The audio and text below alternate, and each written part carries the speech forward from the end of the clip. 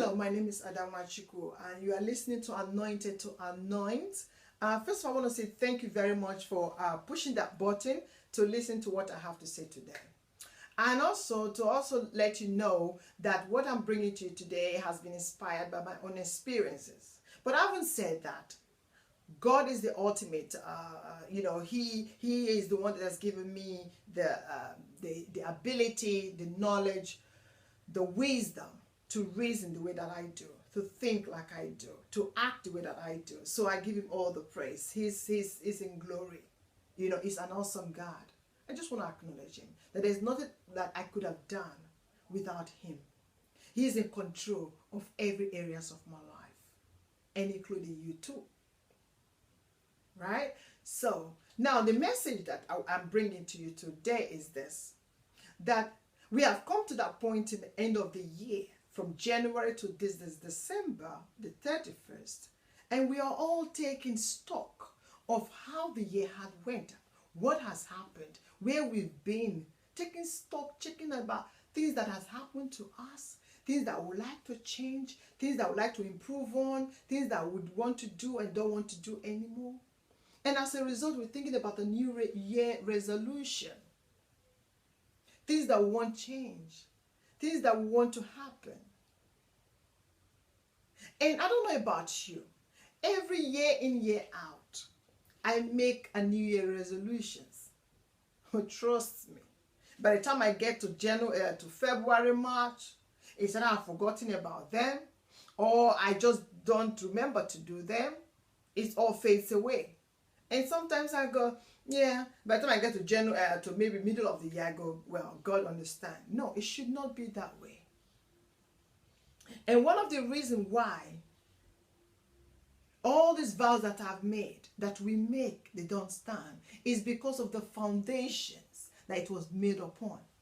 It's because of the motive. Why did I take this decision? Why did I want to do this? And another reason is this. Why we make this decision, there's somebody that we fail to acknowledge in all this. And without this person, there's nothing that can be accomplished. There's nothing that we can do. This person is the paramount. This person is the ultimate. Like they say, you must have heard in churches or places that you've been, say, the spiritual controls the physical. Before anything happens, but I'm going to bring it to a simple terms for us to better understand. Before you make any actions, before anything happens, any action takes place, you must have internalized it first. Before you decide to go to a place, you've thought about the place, which is consulting, thinking about it, isn't it? You must have thought about the journey. You picture it in your head, and you decide, and before you embark on that journey. So when we're making our New Year resolution, that person that is important, that needs to be consulted. Otherwise, you can make all the decisions that you want, but still it will not stand. You will not be able to fulfill those vows. You need this person to accomplish them. And this person is, because we look at the outer person, the flesh, but we don't look at the inside. The inside person, your inside being, is the person that you need to consult.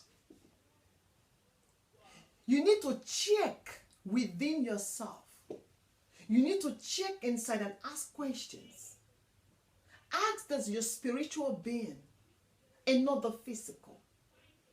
Those decisions that you make and you don't fulfill them is because you asked the outer person. You did not check with the other person, which is your spiritual being. Your other person is the spiritual person. The spirit. You are not just flesh. This is not you. The person. You are like a box. And you need to consult the being that is inside the box. This is just a house. You're housing that person. And until that person is consulted, there's nothing you can do around the physical. Say, for example, you decided to go closer to God. Now, the question is, why do I want to go closer to God? Is it because of the goodness of God? Is it because of the good things that I know that accompanies God? When I worship Him more, He will bless me, my business, my marriage will prosper. All this good. Is it because of that? Is that the motive? Is that the foundation? Is that why you want to go closer to God? Or do you want to go closer to God just because you love God? Just because of knowing that He's God brings you happiness? Did you check it within yourself? Is it because you just love Him unconditionally? Because when you think about making those decisions and you check about how you feel about making those decisions, how does my emotions feel? How do I feel about God? Because that is what produces the actions. And those actions now are the perseverance, the endurance, the patience, the believing in His word, the faith that you need to wait on God. Again, say for example, you decided to show more love to your partner, maybe your husband, your wife, your children, to pay more attention to them, to spend more time with them. Now the question is, the reason why you would succeed in that decision or not is this. Are you making those decisions to pay more attention, spend more time with them because of them? Are you making those decisions because you want them to be happy? You want them to fulfill their requirement, their desire? Or are you looking at, have you checked about, how will I feel? Do I feel happy creating time for my family? Does that make me feel good as a man or as a woman or what have you? Do I feel contented? Those things that I need to give up in order to fulfill those decisions that I've made, that New Year resolution, those things I need to give up. Am I comfortable doing that? Do I feel happy doing that? Because unless I have consulted my feelings and my feelings is okay and approves it, that decision will not stand. So the inner being is important to be happy in what decision that you take in the physical. If the inner person is not happy, you cannot succeed in that. You end up being sad. And when you are sad, you quit. For example, again, you might decide that you want to give alcohol, cigarette, stop going to clubs, fornicating, adultery, whatever it is that is not right, and you feel they are not right, and you want to give them up.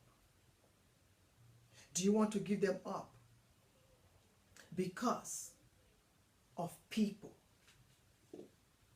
Or do you think that if I give these things up, that will bring me happiness?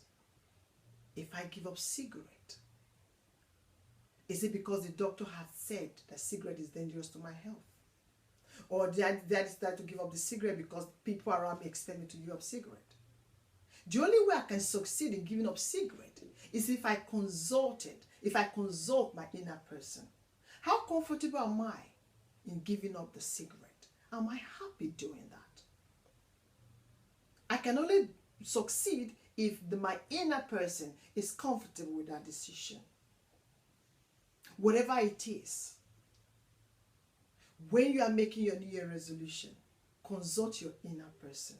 How comfortable am I giving up those things? Am I happy?